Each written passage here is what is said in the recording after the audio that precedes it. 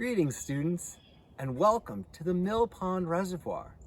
Mill Pond Reservoir is one of my favorite places in Burlington.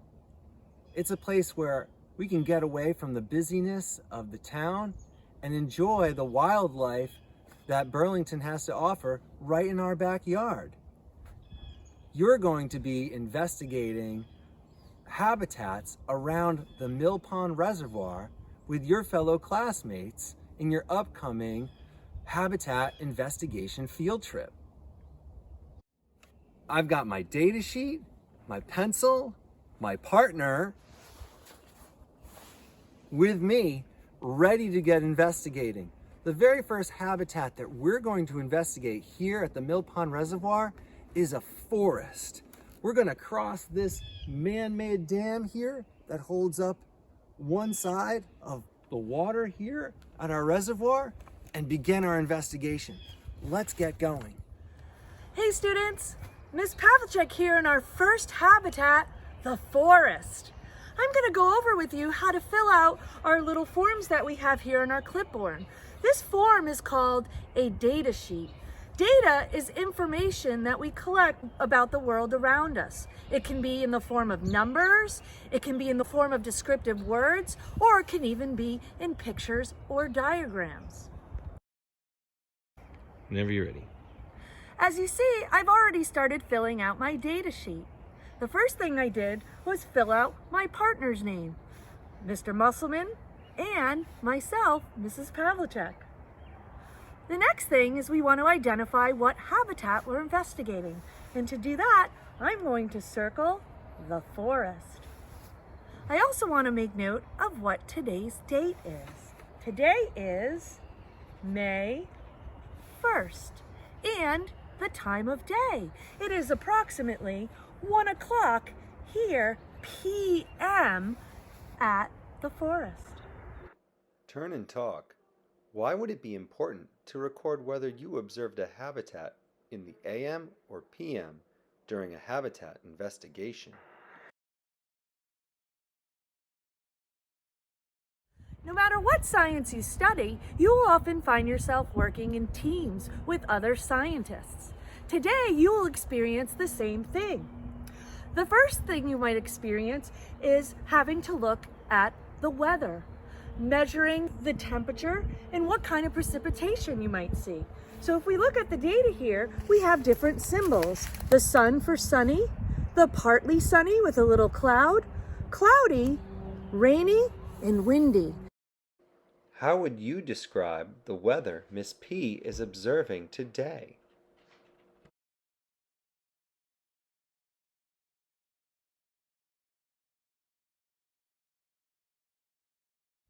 The next thing that a meteorologist might do is take the temperature of the air. So I'm going to use a special tool that we call a thermometer. Thermometer, a tool scientists use to measure temperature. Air temperature is measured in two different units. On one side is the letter C for Celsius, degrees Celsius. On the other side is degrees Fahrenheit with an F. Most of the world uses the unit of Celsius, but here in the United States, we use degrees Fahrenheit as our unit for measuring air temperature. Judging by this thermometer, what is the temperature of our habitat? Fahrenheit is on the left and Celsius is on the right.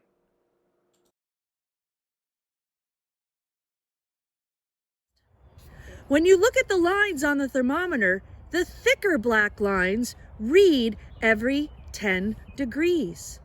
The little lines in between measure 2 degrees.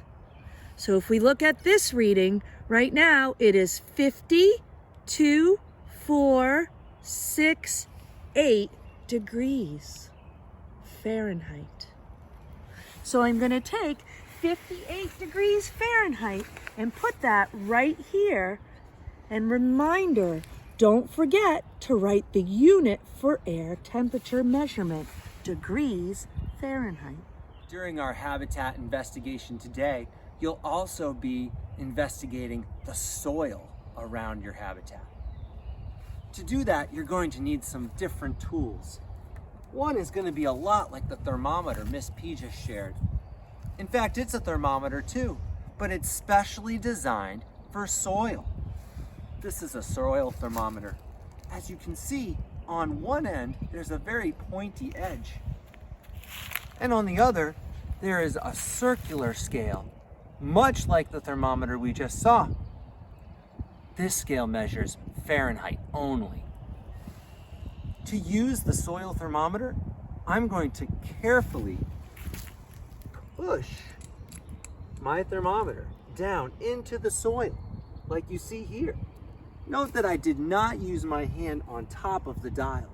That's one way we can damage the thermometer.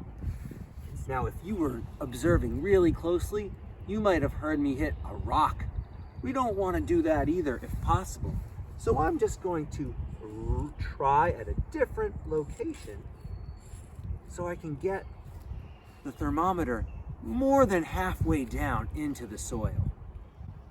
Now that the thermometer is in the soil, I'm going to give it a minute to allow the dial to adjust to reflect the temperature of the soil and not the air it was just in.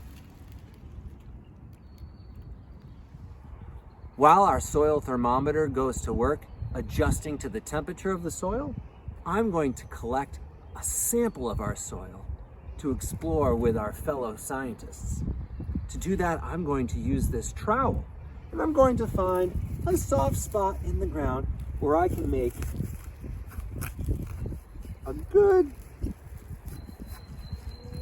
cut into our Earth's surface that I can then take with the trowel and add to this baggie.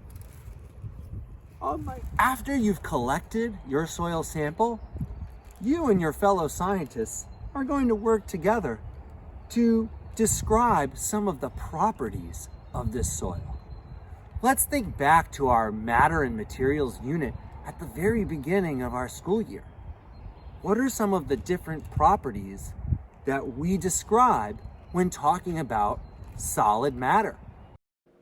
Pause the video and think, pair, and share with a partner now. As you and your friends might have said, you can describe the color of the soil. You can describe its texture. You might even be able to describe some of the things that you see inside the soil.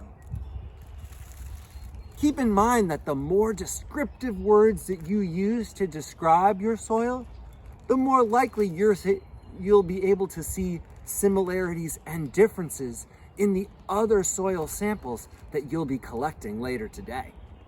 I'm going to record my soil data right now. My soil thermometer has stopped moving at 56 degrees Fahrenheit. Now that I've collected my soil sample, I can leave a check and I can start describing the soil as, I'm going to say, a light brown color.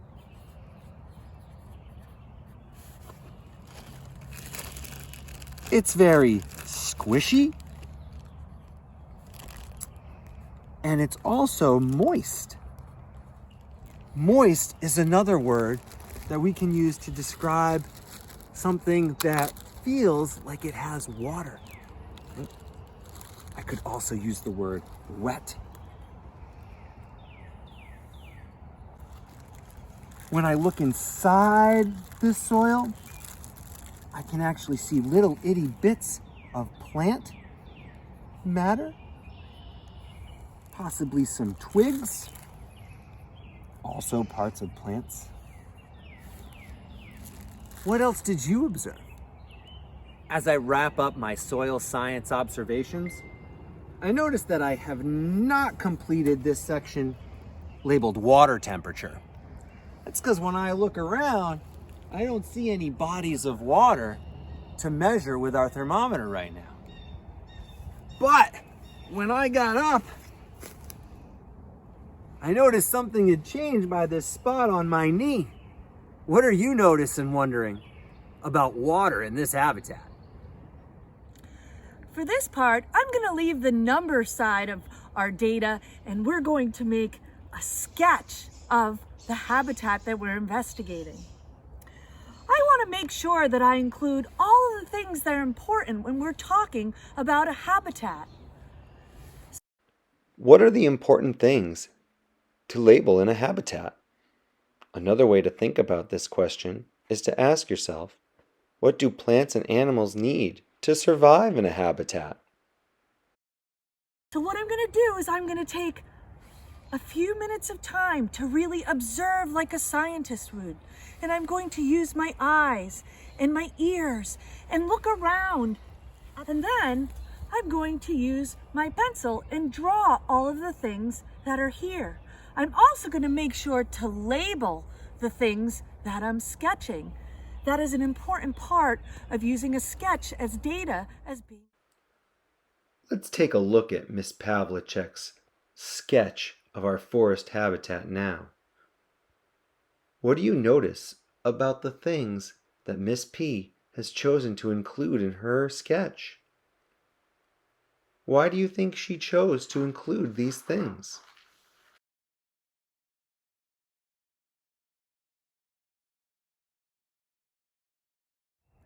This video is complete, but our habitat investigation is just beginning.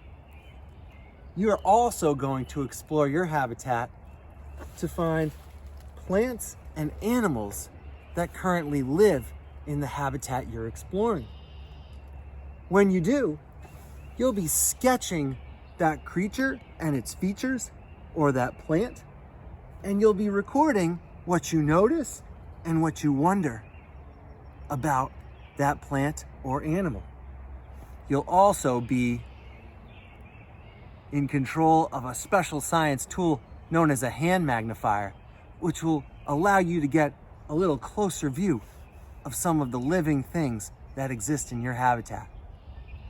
That's all from Miss P and I. We'll see you out in the habitat.